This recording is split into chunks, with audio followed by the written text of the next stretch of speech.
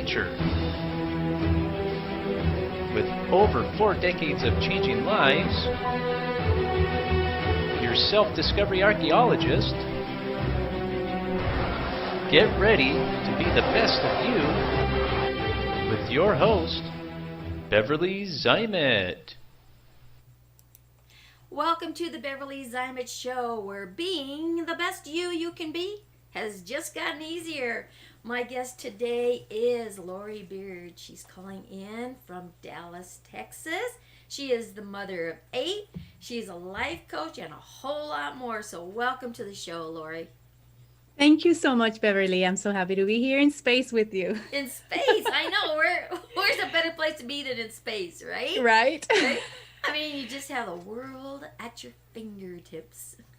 Wonderful. I love it. So, well, Lori, what got you started in this life coaching thing? I mean, with 8 kids, here you are juggling a business. Did you have that started before the kids? And how old are the kids? So, kind of share that background with our audience a little bit. Sure. So if you have 8 kids, say hi. No. That's right. If you have more than that, say really high. It's really high. Yes. So I'm super happy to be here. Thanks, Beverly. This is so fun. It's been great to just have this conversation, get to know each other, and feel this great spirit for the beginning of the show. I am a mother of 8 children. So I always say there was a lady that lived in a shoe. She had so many kids, she didn't know what to do, right? And that was me. That was my identity forever, changing diapers, nursing, being pregnant. And I loved it. And I wouldn't change it for anything. Right. I remember being a little kid and daydreaming about that, and it happened. And when my youngest one went to school, I'm like, what am I going to do about me now? And so I had some credits already from college, etc., that I didn't finish. But then I was kind of settling my mind into starting all over again. And maybe Right. I like movement and to stay active. So I'm like, am I going to be a PE teacher or something like that? But then a beautiful aunt, my aunt, she lived in Arizona and introduced me to Southwest Institute of Healing Arts, where I did my online degree. Then there I was like, okay, this is not 4 years, this is 2 years. At the point in my life where I was, I thought this was like a happy medium of everything. And then they offered the certifications as a life coach and clinical hypnosis practitioner. And I was like, wow, I want both of those. And I finished an associate's, and it's just wonderful. If you're a mom out there feeling overwhelmed and you want to, when you change your season, when the seasons change, Oh, yes. there's so much you can still do. I promise you. So I have a little Facebook Live that where I was explaining identity and the differences with identity and roles. So my role as the mom will never end. And now I'm a grandma, 4 grandbabies. So I have a new role. But, I think of football players or celebrities where if something happens, an injury, if they're an athlete, right?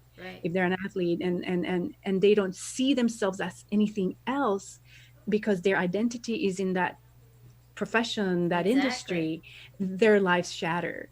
And I know of moms that even when they become empty nesters, they don't know what to do with themselves. So that's the difference between being attached to an identity or being open to new possibilities. And that's beautiful. And I've enjoyed it so much. You are like touching my heart here because I teach identity. I actually call myself an identity revelation specialist. Okay. So it's interesting that your start was really similar to mine. So back in the 70s, it was like 1974, I had reached a point in my life where I had no identity other than by association, which is exactly what you're talking about.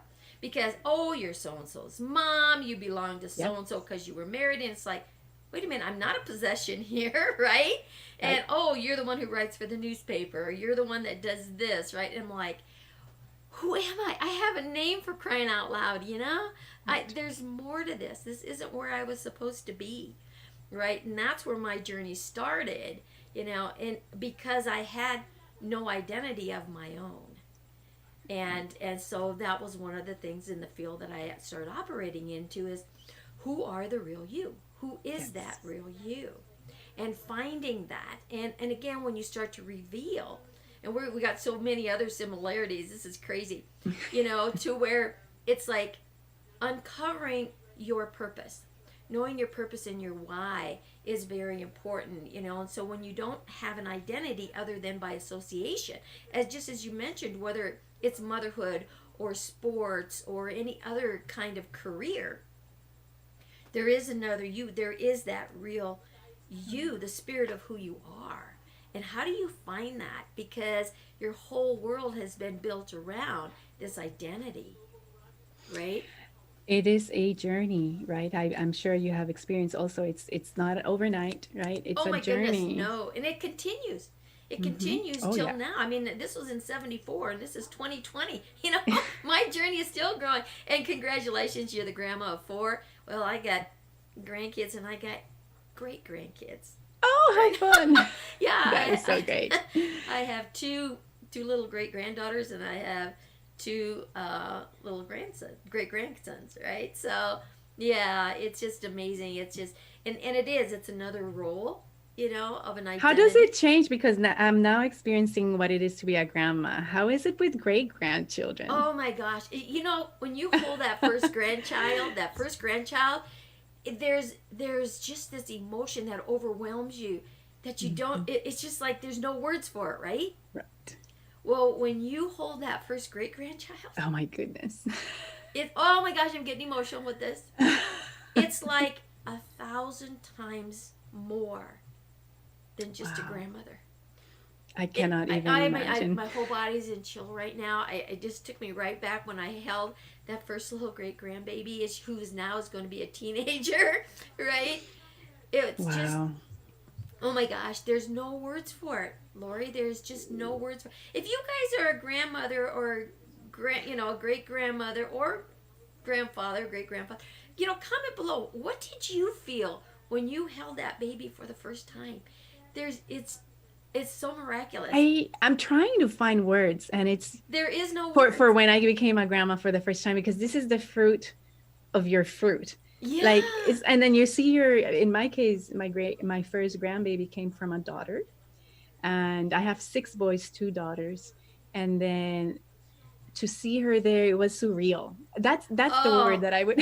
I'm It's like getting surreal. chills just with that because if you haven't felt that, if you haven't had that experience, it's really hard to put that into words. It just really is. I mean, when you hold your first child, Yeah. that's another feeling, But I'll tell you that grandchild, that great grandchild, what I'm looking forward to is my first great grandchild. Oh my God, I Oh, can't wow. imagine what that would be like. You're counting on that teenager to be the one.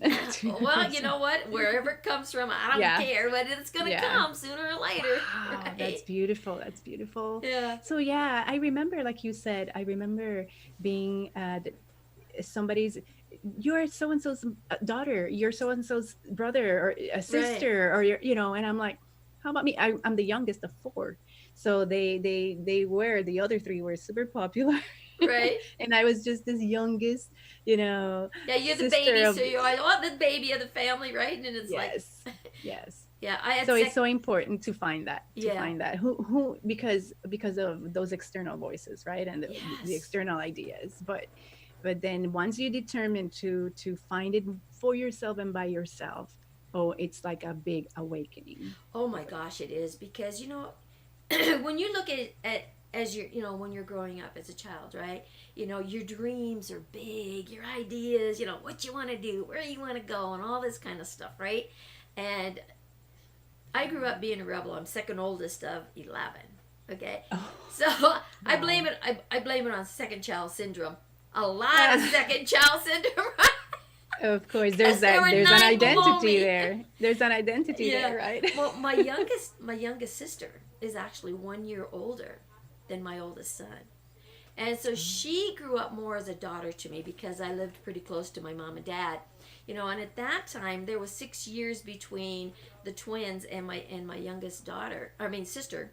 I didn't call her a daughter. Sister. There was 6 years. I was 21 when I had my first child. And so Kieran was actually what they called the change of life baby for my mom. Well, my mom was kind of kind of over raising kids, you know, and Yeah. because my kids, I mean, they were stair steps, you know, and so because each one of my kids were just a year apart. So when she was one, my son was born, you know, and then when my daughter was born, you know, they were just 1 year apart, 4 in a row. Even my relatives thought Karen was my daughter because she was Oh, with me so wow. much, right? She still comes to me for mother things, you know, which is really Oh, awesome. And she's got a really special bond with my kids, you know. She's their aunt, but she's that's more like a beautiful. sister to them, you know. Right. So you have that, you know, performance going on. But again, at the same time, when you have that kind of relationship in family members, you know, there is that identity as well because they're looking above you. So Right. when I started getting into finding what my true identity was, what is my why? Because again, now I'm like 24. I've got 3 kids all under the age of 5. It's like this isn't where I'm supposed to be. This isn't who I am. I am not living my dream. You know, like I said, I had so much anger. So Hmm. it's like I don't want to be here. And that's part of this rebel me. I mean, when I got pregnant, I was 7 months along before I told my mom, right? The first thing she says, well, you know, you don't have to get married. Well, what was I going to do as the rebel? Oh, yeah, watch me, you know? So, but, you That's know, funny. I needed to be in that relationship to have the 3 kids that I do. Then Hmm. it was time for me to find myself. And so that night I took a walk and gave God a piece of my mind because I was looking for a way off the planet.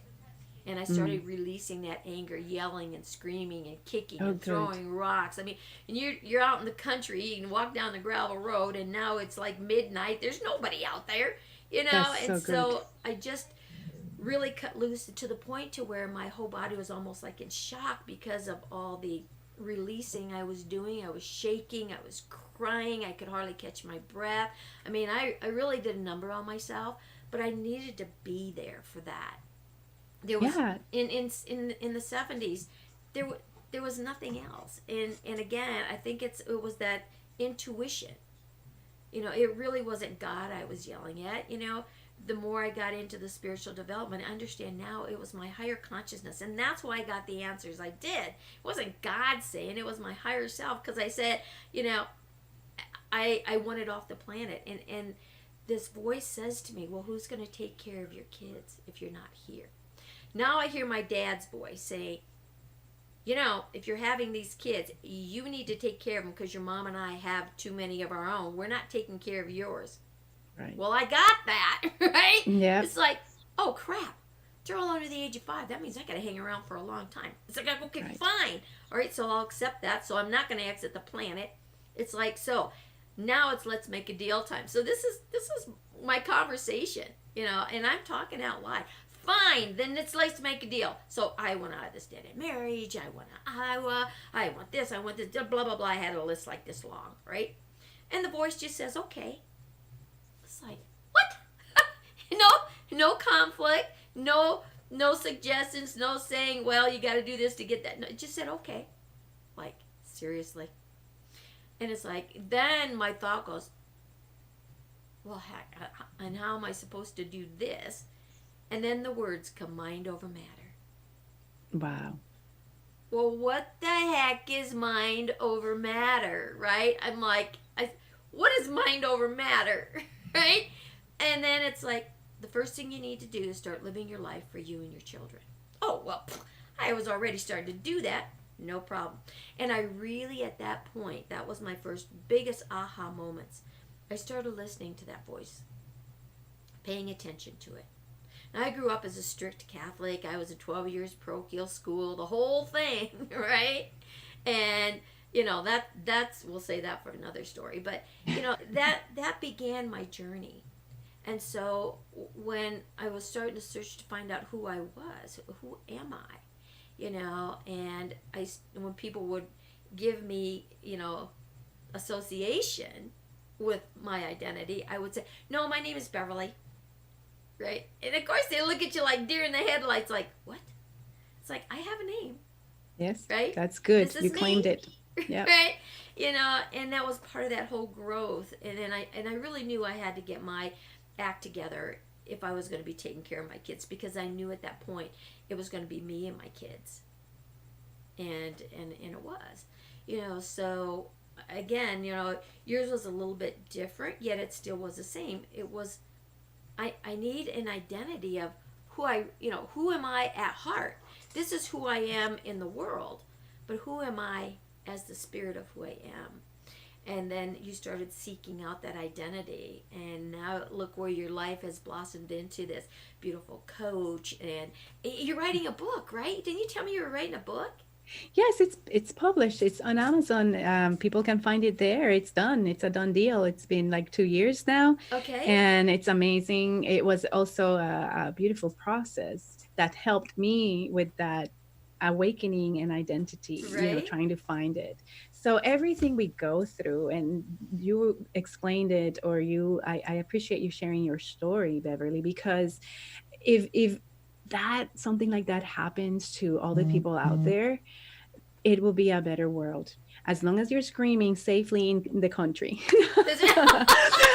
or with a guide or mentor or coach. I mean, it doesn't, I mean, I always say, there's some people that can quit a habit, let's say smoking, Right. cold turkey, right? Cold turkey. But I think that's what happened to you at that moment. You had a moment where you were able to get all that out of your system, Right. your soul, your brain, your mind. Speaking of the mind, and you had that purge, that emotional detox. It was an anger purge for sure. Yes. Because again, growing up back in that era and prior to that, to be an expression, to really speak your whole mind, it wasn't you. It's like you're to be spoken to and just do, right. You don't ask why. Right. So I mean, because it was just a different era. That's just Right. the way it was.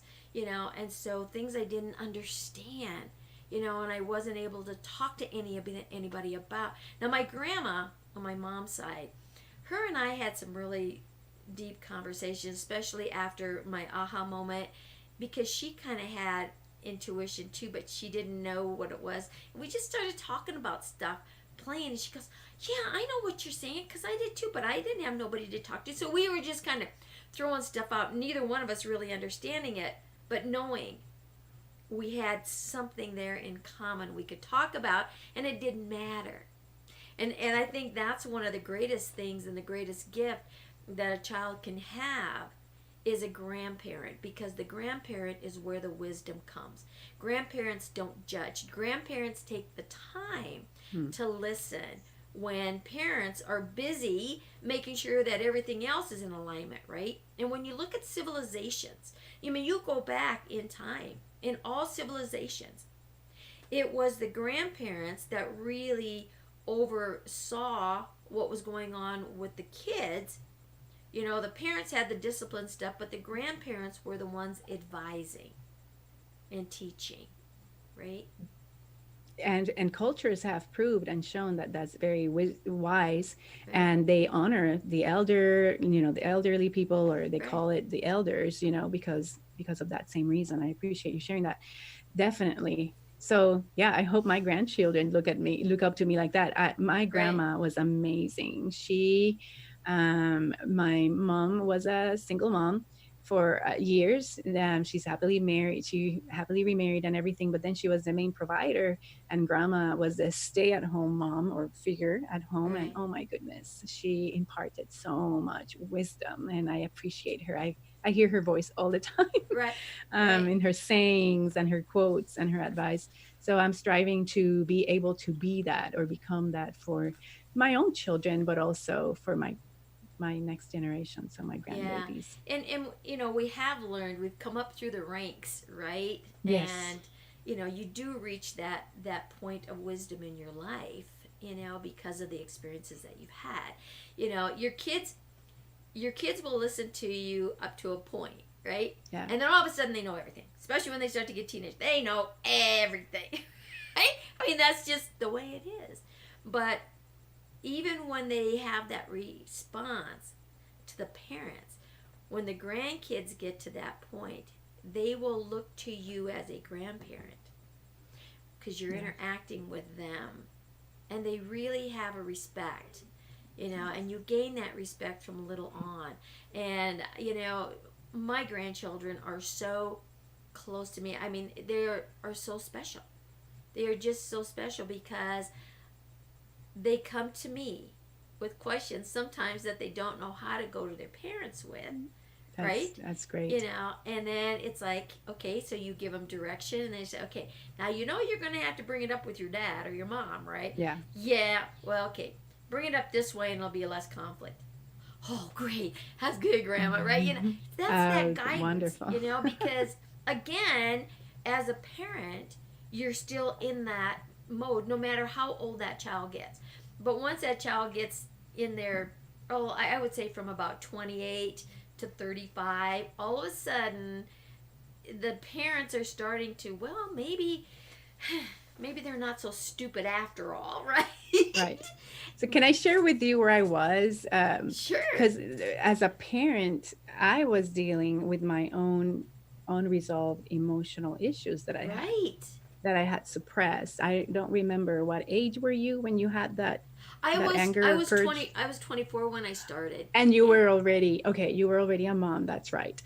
Right. So I hadn't. So the reason I explained the cold turkey, quitting that habit or smoking specifically is because then some people need the nicotine chewing gum and the patch. Yeah. Slowly. It's a more slower process. Not everybody can do that amazing thing that you did. Not everyone.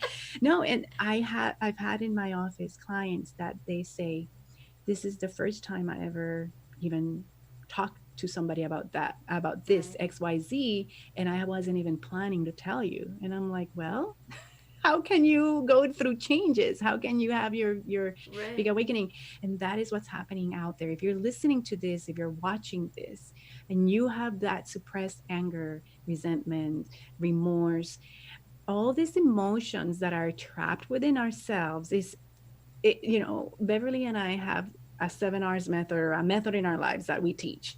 Right. And she has 1 R in common to one of mine, that is releasing. Am I right? And replacing. Yes. Is it replacing too? Yes. We have those 2 R's in common. That means something. And we have found so many similarities and connections. And when we release what is not, it's like purging, it's like spring cleaning. You are supposed to have your categories: what's to donate, what's to resell, and what's going to the trash. That's what you need to do with your life. Where there is anger, it's one category. Where there is resentment, whatever emotion is attached to those memories, right? You need to release them so that your identity is not this, I was the Cinderella in my house, I was the, whatever it is, or and then to change that view of yourself because of external influences and voices, or self-inflicted influences, or step forward into your greatness, or decide to go through, like the stores or a hotel that's going through renewals. Mm-hmm. Pardon our change, pardon our progress. It gets messy before it gets better, but at the end, after that renewal, that building's gonna look beautiful. Right. Well, you need to allow yourself for that inner cleanse, purge. And this is not kumbaya, right? This is serious. Not. This is serious, Yes. because if it's going to manifest one way or another in health, in mental health conditions. That's where there's a physiological background on cancers and things like that, but there's also an emotional connection to those illnesses and diseases.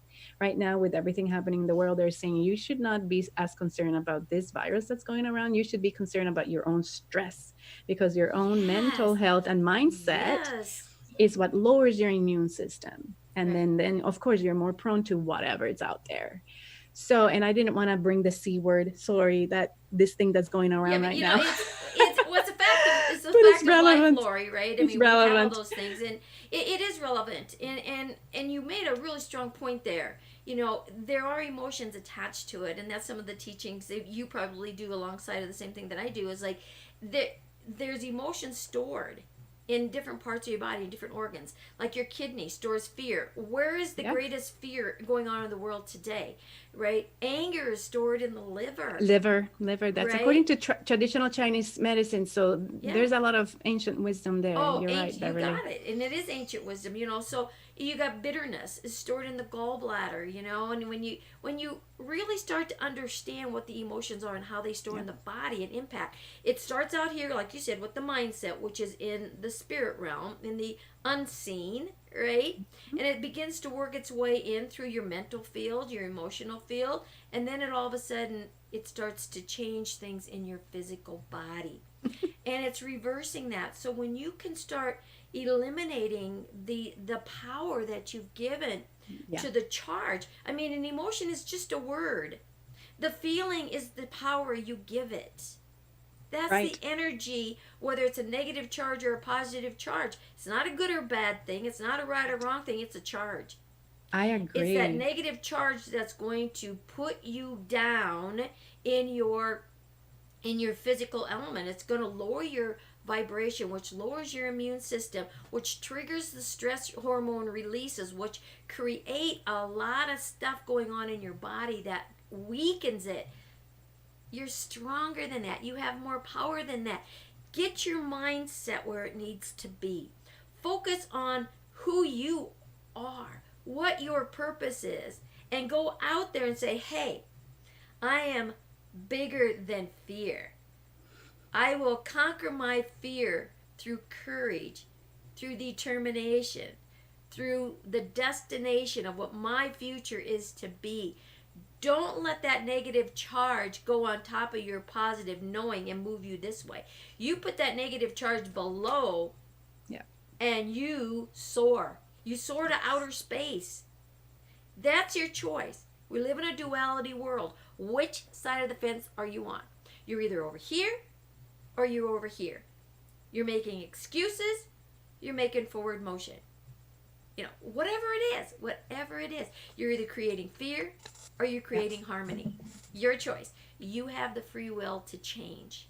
You're either creating excuses or reasons There- to continue forward. Yeah. Yeah. I like that. Yeah. So tell me what your 7 R's are, and then I'll share with you what my 5, because mine's called a rah-rah system. Yours was called The something- 7 R's method. the 7 Or R's or method. fast forward method. Yeah, yes. and you're gonna see. Oh God, you guys are you're so for a treat. Comment below. Comment below and let us know what you like about each one, a little bit different, and where you think it's going. And you know, let us know what's going on with you. Are you ready to make that change? Are you ready to step into change? Because you know what, change is happening all around us. It's gonna go with you or without you. So if you want to jump on board and you want to be on the wisdom train instead of the fear train, whoop, Yes. you better make sure you contact us, right?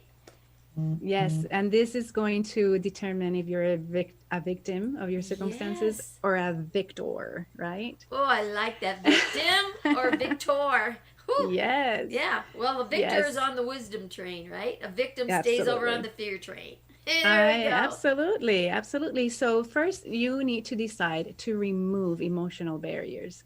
You need to decide to do that. Barriers or burdens. Like she said, I mean, feelings and emotions are not bad. They are. As You've got humans, it, we yeah. need to experience them, and we need to honor them. As long as we don't stay there, we don't wallow or stay or dwell there, right?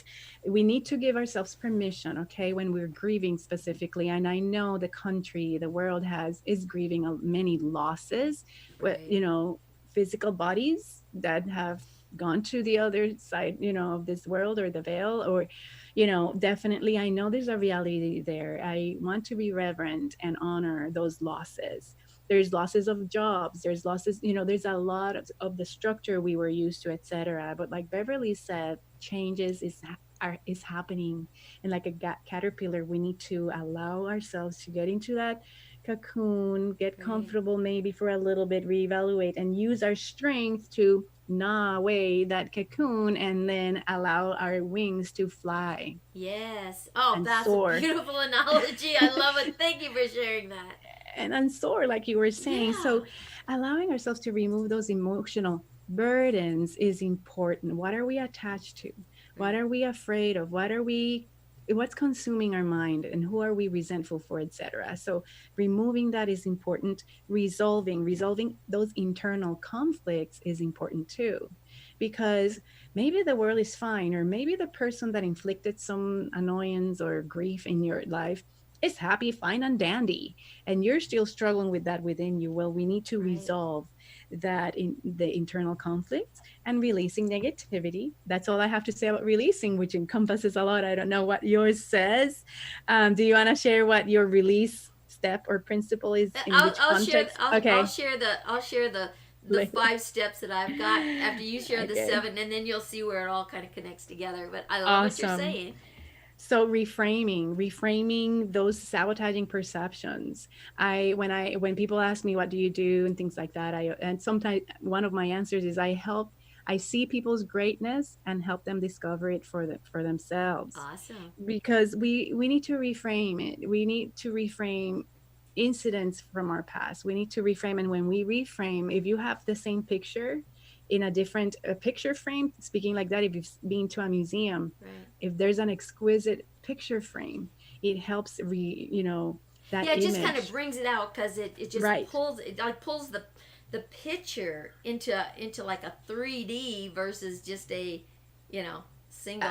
Yeah. yeah, a simple, ordinary looking picture frame. Right. So in that context, the picture frame is very literal. And also, when you're looking at something, you're looking outside, but then if you do like this and you frame it, well, I'm not doing it right now, but anyways, when you frame it and focus more on that thing, you have a different angle, you have a different view. Yeah, your And perception changes your so much. Yeah. Absolutely. So you need to reframe those sabotaging perceptions. And I also say that I help people, or I help individuals become their own best friends and ally, because we Yeah. can be our worst enemies Well, that's ourselves. what the show's all about, right? Being that best you Best that you friend. can be. So the steps that you're saying are leading people into that avenue of being that better them, right? That best version of themselves. And then you need to replace with the positive. If we were releasing the negativity, we need to replace with positive. When we declutter a room, and I that sorry, this is me, I work a lot with visuals and metaphors. No, So it I would think that's great because really in aspect, I think the majority of people learn more from analogies and stuff because Mhm. they can see it. It fits into their life. It's like, oh yeah, I can relate to that. We all have our house and we all have clutter. We all have stuff sitting around, right? So Right. it's a great analogy. So when analogy away. okay, thank you. When we declutter, again, it's not moving one thing from one place to the next. If you're rearranging is another thing, but if you're remodeling, or decluttering is what I should say, sorry, and then you replace, even if you didn't buy something new, because that's recommendable. If you're decluttering, don't get something new. Exactly. Something else. But even if you do, because it's newer, it's better, it's fresher, it's okay, but you replace with something new and better, or more positive. Or even if you didn't buy anything, guess what's there? It's space, it's air, it's flow, it's energy, or positive energy that is not consumed by things there that are stale and old Right. and occupying space, accumulating dust, etc. So if that makes sense, replacing with positivity is crucial for to become a victor. And then restoring meaningful relationships, because do not set your mind on wanting to restore a relationship that is going to continue damaging you, or it's not worth it. And if that Right. means that you're going to forgive and let go, and just let go of that individual, that even means mending, or restoring those relationships. It doesn't mean that you have to trust that person anymore, or whatever. It's just restoring those meaningful relationships, especially with a higher power and with Right. yourself, and then that will manifest forward. And then the last one is rewriting your story, because maybe your story, you didn't decide which chapter your story was going to begin, Right. but you can decide what is the end going to be from here on. And what I like to say is that today is the first day of the rest of your life. So happy New Year, everybody, because That's right. today is the first day of the rest of your life. So how is your story going to look like from here on? You have that power Yeah. to decide. Because all you have is the now, right? Yep. Your past is back there in the rearview Gone. mirror, right? So just know that if you don't want your past to look like your future, you have to perform now. And like you said, write out what that's going to look like in every Right. day. Every day is a new day. Every moment is a new moment. You have nothing but the now. The now is what's going to actually mold what that future is going to look like. So Right now, I have a journal here that says your future is created by what you do today. And according to what you're saying, by what you do now. yeah, exactly. And you know what you do today, you don't beat yourself up and you say, oh man, I had this whole list of stuff I was going to do and I only did one or two things. Okay, fine, do it tomorrow. Don't beat yourself up. Be, like you said, your own best friend or your own worst enemy. It's your choice. You can't be both. Which one do you want to be? Right? Which side of the fence are you on? So let me share what the rah-rah system is and how All it right. really correlates with what you just said. It just, all the pieces are there. It's just kind of in a little different format. Does it make Okay. hers better or worse? Does it make mine better or worse? No. It makes it Yeah. a starting point and an outcome. Which one fits into your structure is your choice. And maybe neither one of these work and somebody else's does. So we're just sharing what we have for options. So I'm excited. I'm going to take notes. I got all these notes too that I was listening to you. And I was like, ooh, I like that. I like that. I like that. So with the rah-rah system, the first step is recognize. So first off, you got to recognize that there's something that's messed up. You got to recognize that there's an emotion that's driving you to do something on automatic pilot that you don't want to do anymore, that you want to change, right? And then you need to acknowledge that. And the reason why you acknowledge what you just recognized, because the acknowledgement's saying that this is my truth. Because when you created that automatic pilot, it was so over and over and over, that at that point was your truth because it's the information you had in your database Right. that created that. And you might want to say, wait a minute, Beverly, I don't believe that. That's a lie. I don't believe. No, that's true. But when you did back then and created what you're recognizing here, it was the truth because you only had a certain amount of information. The information and database you have today is different. So now it's a false truth. But your cell memory and your subconscious says, that's a fact. And it's going to win out every time. Yeah. So you recognize, acknowledge it as being the truth, the false truth that it is. Because then your subconscious is going to give it up. Because if it's in conflict with you, it's not going to let go of it because it wants to be right. It's like a little child. How many times does a little child keep saying, I want it, I want it, I want it, I want it, I want it, I want it, and all of a sudden, as a parent, hey, you've had 8 of them. It's like, okay, fine, just get out of my face, right? Okay, just go, right? Yeah. The subconscious is that way, and it doesn't give up. It continues. How many times have you had buyer's remorse? How many times have you agreed to do something and then you go home and you think about it and you say, oh my God, what? I must have been crazy. I was out of my mind. There's no way. So you call the person back up, and you have an excuse or a reason that you justify, but it's your subconscious saying, gotcha, right? So that's why it's important to recognize and acknowledge so that you're telling that subconscious that, okay, yep, that's truth. I believe you. But you know what? We have a new candy bar now. Guess what? I got something better, right? And so that's where the release comes from. Let's get rid of that because you know what? This new candy bar that has all this other information is like, look at this. This is so much better. Oh my gosh, we can do this and we can do that. We can go here. We can go there. And the subconscious at that point says, I like that. Okay. And it lets you get rid of that past that fast. To replace it, and again, now we come into the removal, the release, and then we replace it with that new truth because you have all the new database that you're putting into place.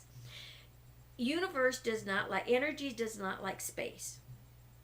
So if you don't, like you mentioned, Lori, if you don't put into that positive force, something's going to jump in there, and there's more negative stuff running around in your unconscious and the world out here. It's going to jump in there and occupy that space. So it's really important that you put that new database of truth in there. And the subconscious says, I like this. And it's going to claim it as being theirs. And then you accept and embrace that as your new truth. And that's awesome. how that form comes together. And you can do that in 60 seconds or less. 60 seconds or less by running those 5 steps when you really understand them. Because you don't need to dwell on that feeling. It's like that's the driving force in that negative charge that you want to disconnect. That's getting rid of the old stale candy bar and putting in the new good tasting, right? Wow. Yes. So recognize, acknowledge, remove, and release. There's no, one the more. release. So recognize, acknowledge, release, replace, Okay. and accept. So in the 5 R's that you said, it basically covers all 5 of those steps.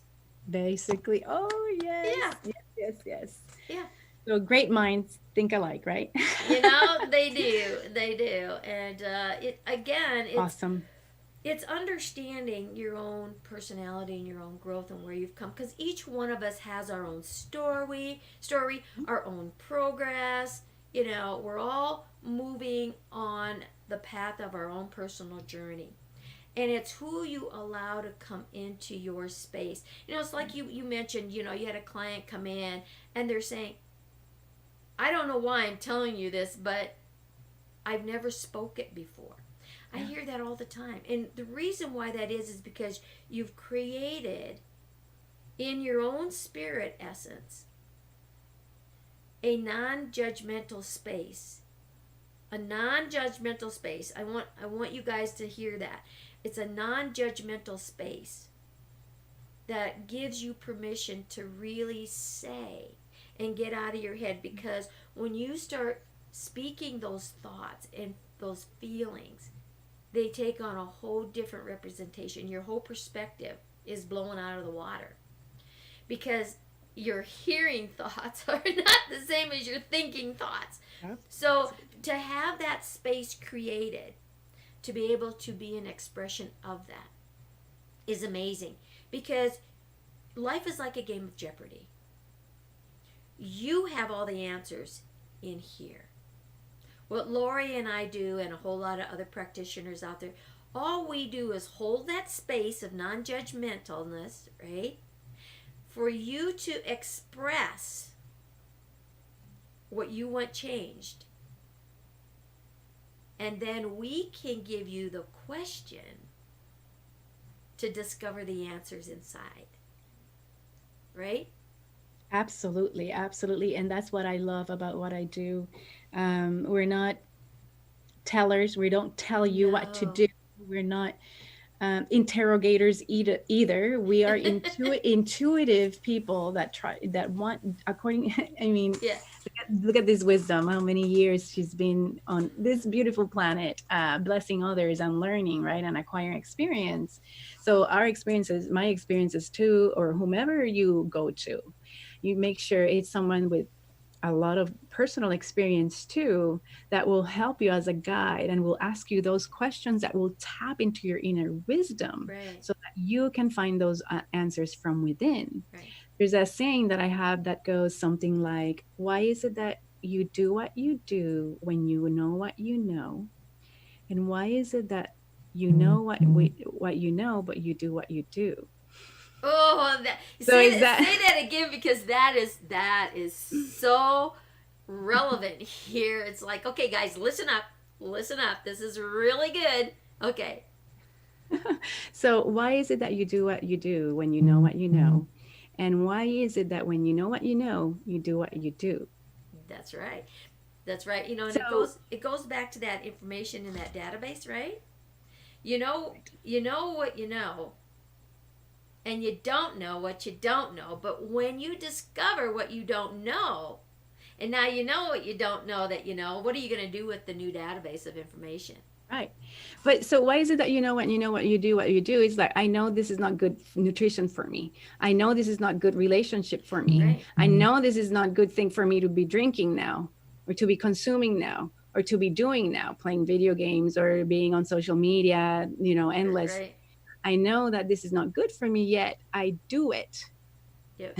So that is a little conundrum that has a lot of iceberg. That's the Yes. tip, but there's so much underneath that needs to be revealed, Right. and recognized and acknowledged. And once you are acknowledging that, you are ready to step forward, and you are ready to make those changes that are necessary for you to Right. become the best version of yourself.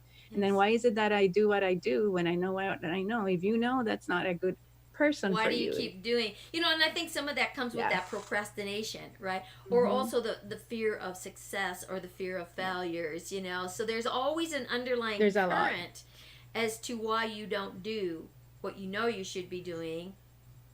When you know. And we're all What you- guilty of it. I mean, we're all guilty of Absolutely. it. And again, Yeah. I ask myself sometimes that same question. Like yesterday, I really took a day for myself. I did a lot of things that I normally wouldn't do, and it was so, oh my gosh, Lori, it was so hard for me to stay away from the computer because my life is on here and the stuff that I do and the creations that I build and all that kind of stuff. And it's like, I'm not gonna do it. Tell me I'm what not gonna drove do you it. to do it. Tell me what helped you be determined to stay away from it. Because I wanted to honor myself on Mother's Day and on my Yes. supposedly day off, right? Yes. And just Yes. follow through with that, right? And And beautiful. again, it helped me to recognize is what my automatic pilot is. Automatically, because yeah, Sunday's my day off, but Sunday is also my day to make sure that my week is going to start running smooth, right? So I kind of calculate, okay, where's tomorrow going to be? So I did last night. I did get on, and it's like, okay, what's on my schedule for this week? And I took a look at it, and it's like, Me. that's right, Lori was showing up, right? Do I have anybody that I have to be up at 7:30 in the morning to record? I don't. Okay. So it's like, but Lori's going to be on at noon. Okay. So I had all this other stuff that I knew I was going to do, but, kind of just kind of scanned over my week, and I said, okay, that's enough. Now I know that I don't have to be on board at 7:30 in the morning to get a record going, right? And so then I moved out of that, right? So I didn't stay there and start planning everything. I said, that is what I can do in the morning. I can take a look at everything that's going on through the week and get everything in alignment, right? And so that's kind of what I did.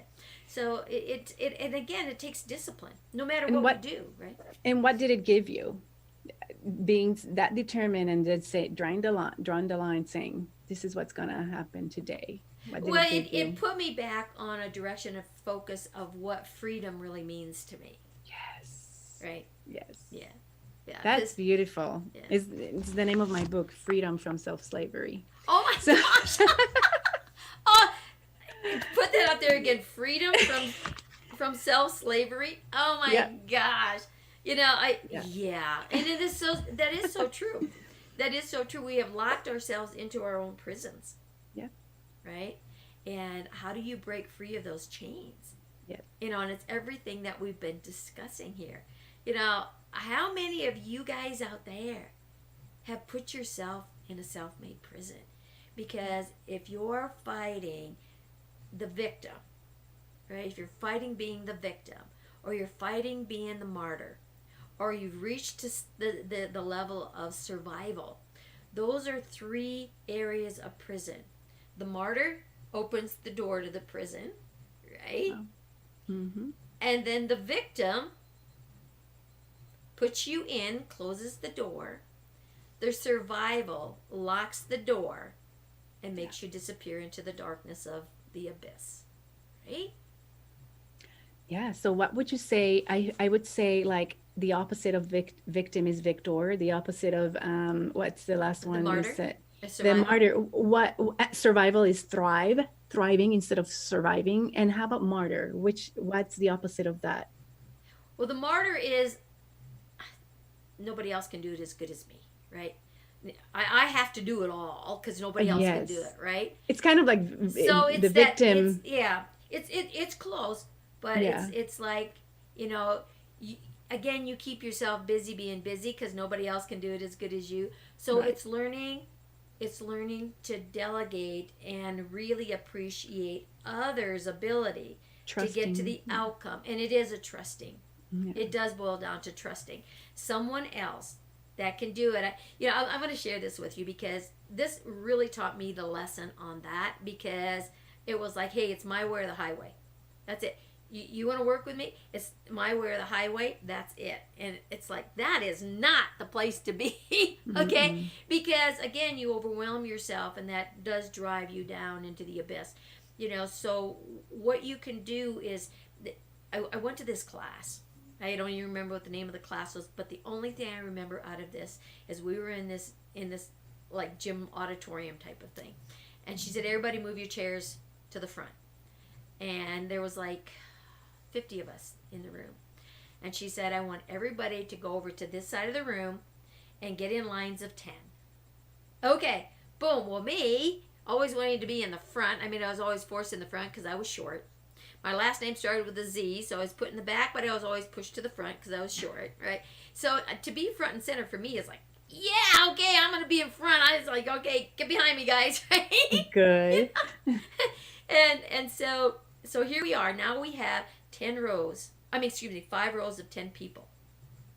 Now you also have those at the other end that just kind of like, I'm gonna go to the back.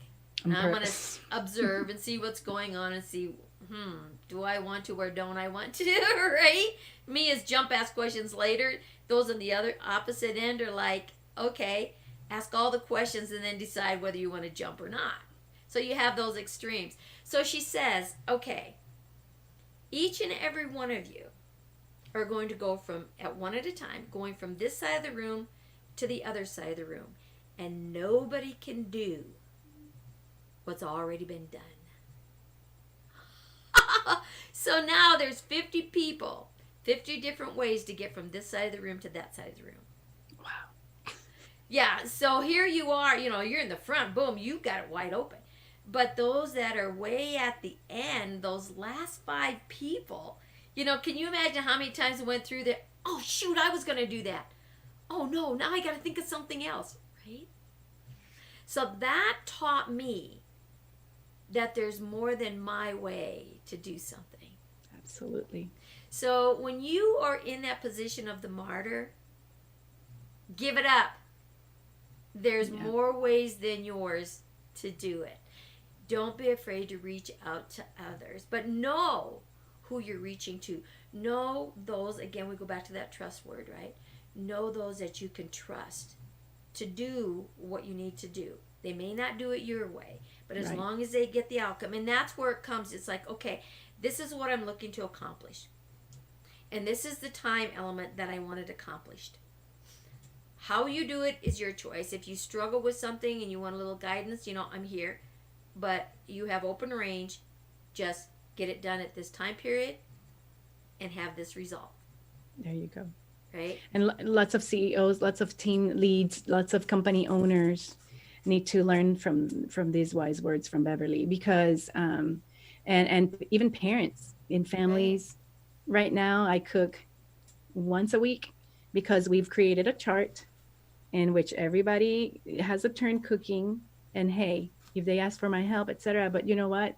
The adults that are not with me anymore are very independent, very self-sufficient in a way that they know these basic skills because I trusted them from a young age to do, okay, you're this age, you're very capable of doing this and this and that. That's right. But because we're perfectionists and it's, no, I do it all, but then we resent that. Yes. We start resenting it. And that's when we become martyrs. And we become the leaders we need to be in our families, personal life or professional realm. We need to trust as long as the goals are set clear. Right. Yeah. You created yourself, and then we give people freedom. Yeah. Oh, freedom. And we give ourselves freedone, right? Exactly. Because the load that gets lifted is amazing. Everybody. But you made a good point when you were saying, each one of your kids has, they have to cook. right? You know, I did the same thing. And again, when you think about the training, you know, how many children in today's world know how to make a meal, how to shop for that meal, how to do laundry, how to clean their Oh yeah. room, how to clean house, how to do all these things. You know, these are things that aren't there. You know, to be taught how to write a check, how to keep your bank account, how to make money, and all these things that don't get taught. And that's what comes out of the household. You know, so it's an opportunity to get back to the basics of things. You know, because when I left Iowa and I took my kids with me, I was a single mom, right? At that point, it's like, okay, kids, we are in this together, and again, so we all had chores and duties to do, right?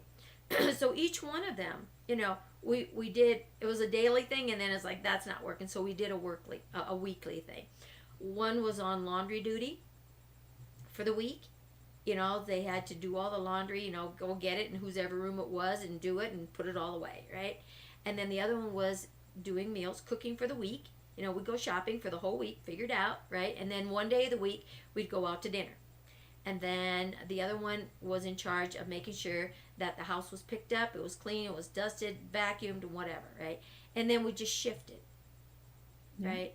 And that's what gives them the responsibility when they are out there on their own. You know, my oldest son, you know, when I started this thing, he made a comment to me. That's woman's work. I'm not going to do that. Whoa. Uh-oh. That was the wrong thing to say to mom. Oh my Yeah. gosh. Yeah. But you know what? It's interesting, that comment and where he is today in his life. Okay, he just turned 50. Is he's still, both of my boys are gourmet cooks, okay? He still helps with the laundry. He still helps clean the house. He does all of these things. He's taught that to his kids. He's taught that to his grandkids. You know, it's amazing the shifting that goes on that can happen. Yes, You know, absolutely. so. Oh, Lori, my gosh, we could take this conversation on for hours. For hours. So tell the people Been great. about your book again. Show them your book and the name of it and where they can get it. Yes, on Kindle or Amazon. Let me see, but it's Freedom from Self-Slavery, the 7 R's Method. It's a guide for self-mastery and empowerment. We'll put that. And, We'll put that up in put the headline here when we get finished. Very good. And it's ebook version, or hard copy. And it would be so great for you to get it and see what nuggets of wisdom you can get there from there to free yourself from the shackles that are keeping you hostage. So, right. you know, as a slave of your own Right. things that have affected you, but you can be free of. So, Right. So if you also want my book, this is it. The Power Formula, the Heart-Mind Connection, I love which it. also shares the RARA system, you know, and if you take what Lori has and you take what I have and you bring that together, I think you are going to have such a power force. You're going to be dumping and being a new you and that better version of you so fast. I would love to hear your feedback. You know, get back with us on this. What did you like most about today's show? What did you learn most about today's show? Comment below. That's what this is all about, right? We'll get back with you, I promise, right? We'll get back with you. What can you release and for you to replace with something better? Oh my goodness. There's so much betterness out there. There's that freedom. Yes. It's so worth it. It's so worth it. I didn't say it at the beginning, but yeah, the patterns I saw in my childhood, as you know, my years of formation were not the most positive ones as far as the male figures in my life. I was also molested when I was younger, etc. So, I mean, lots of stuff there that if we allow it, it's just gonna paralyze us. It's what I call the paralysis of the analysis, and we dwell there. When I started implementing this and reframing, replacing, oh my goodness, it was so empowering. And now I want to be there for people like Beverly was saying earlier, when we come from a place of fear, we don't want to show up. We don't have intention. We don't have purpose and passion. Once we resolve and let go of all that, it's great, and Yeah. we have a call to serve each one of you out there watching, listening. You were placed here on this earth for this times, for these days, on Right. purpose. Right. You need to follow that passion. If you work for corporate, if you're a family guy, a family lady, if you are a solopreneur or a CEO, you have a purpose, and you need to live your life intentionally and with Right. purpose, Right. so that the people around you can feel it, and we can create a ripple effect and change the world with our, like you're saying, like Beverly's purpose is become your best self, and then it's going to be a better world out there It too. is, because what you impact with yourself impacts your whole bloodline. It changes Yeah. your DNA. It really, literally, physically changes your DNA and how Right. your bloodline responds, whether it's your older siblings or your parents, grandparents, whatever, linear to siblings and then forward into the next generations, and it makes a huge difference. But I want to tap on a little bit something that you mentioned here, with this releasing and stuff, and how it impacts, everything that you do in your perception. It's an event. You have to remember all the experiences you have. You mentioned, sexual abuse. I had sexual abuse. It's an event. It's an event. Don't feel guilty about it. Don't Right. feel shame about it. Don't think somebody's going to judge you for it, because these are all the crazy things that run through the mind, right? But don't be defined by it. Defined There, by it. oh gosh, definitely. Mm-hmm. Don't let that be your identity, for Mm-hmm. sure. And when you can start releasing the emotions, because when you're a child and this happens to you, it's an event. You don't know any different. When you start really attaching the majority of the feelings to it that give it the real power, is when you're in conversations as an adult, or you're hearing other adults talk about it, and they don't know you experienced it. You see it in a movie, you hear your friends talk about it, now the shame comes. Now the blame comes. Now, oh my gosh, something's wrong with me. All of those crazy things start getting built up from conversations that you've overheard or have read about or whatever. You know, your experience is just that, an event. You're not responsible for what has happened to you. You're responsible for what you do about it. Yay, love that. Right? Oh my goodness, Right? that's great. Thank you so So, much for sharing that. okay, Lori, one piece of wise wisdom you can leave with our audience today.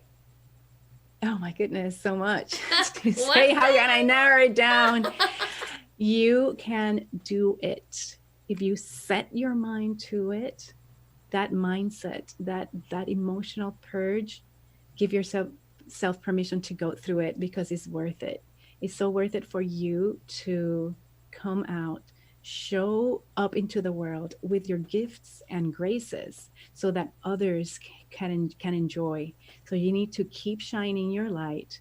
Let it get bigger and bigger, And so that brighter and brighter, right? brighter and brighter, so that your fire, your light can shine, can brighten somebody else's day. It's enough that you're like in this dark place. No, no, no, you have a light within you, and you need to allow it to shine, so everybody's that matters in your life, that is amongst you, and you might not even know, because I don't know you, and Right. now you're getting to know me, and I'm influencing you, hopefully, and impacting you. And hopefully your day will be brighter, because you listened to this wonderful conversation between Beverly and myself, and Beverly specifically with her show and her desire and her purpose and intention. So when you give yourself that permission, allow yourself to do that, it's going to be great. It's going to be great. And you're not going to look back anymore. You're going to look forward, and somebody's got to stop you. Oh, that is so powerful. Oh, thank you so much for sharing that. And that is so true. And that is all about becoming that better you. So, Lori, thank you so much for being on the show. It's been an honor. We'll have to get you back and do some more. And Thank you. Thank you. Thank you. Thanks for having me. It's been an honor. Oh my goodness, the synergy between us and the messages are so parallel, and yet complement each other. Right. Thank you so much. And remember out there, turn your mess into your message. Ooh, that's a good one. I love the analogies on word. That is awesome. So the message right now is go out there and be that best you that you can be, because Lori and I are going to go be the best we that we can be. And thank you all again for listening to the show, and we'll see you on the next one.